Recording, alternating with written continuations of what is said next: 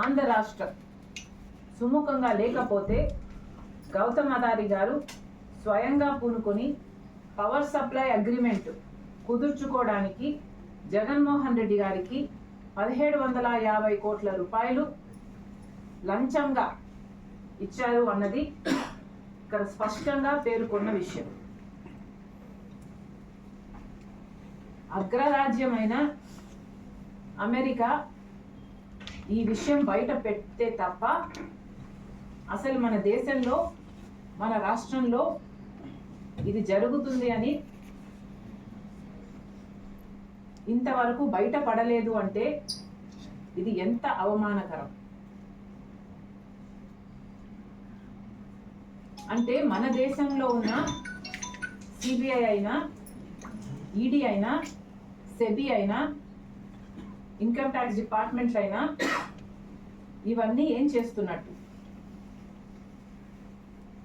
ఇవన్నీ ఏవి బయట పెట్టలేని విషయాలు ఎక్కడో అమెరికాలో ఉన్న వాళ్ళు బయట పెట్టారు అంటే ఈరోజు అంతర్జాతీయ స్థాయిలో మన భారతదేశంలో అవినీతి గురించి చర్చ జరుగుతుంది అంటే ఇది అవమానం కాదా?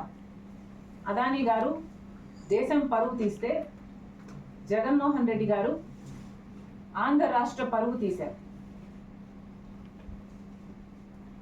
జగన్మోహన్ రెడ్డి గారిని అడుగుతున్నాం, కేవలం మీ లంచం కోసం మీకు ఒక్క డీలులో వచ్చిన లంచం 1750 కోట్ల రూపాయలు అంటున్నారు.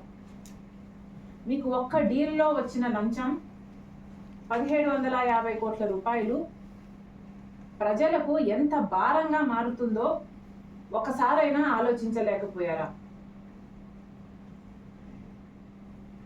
1700 కోట్ల రూపాయలు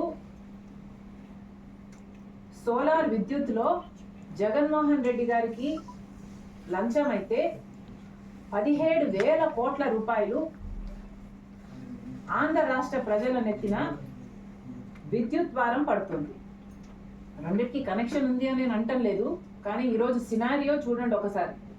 1700 కోట్ల రూపాయలేమో జగన్మోహన్ రెడ్డి గారికి లంచం వచ్చింది విద్యుత్లో, సోలార్ విద్యుత్లో అని మాట్లాడుతున్నాం.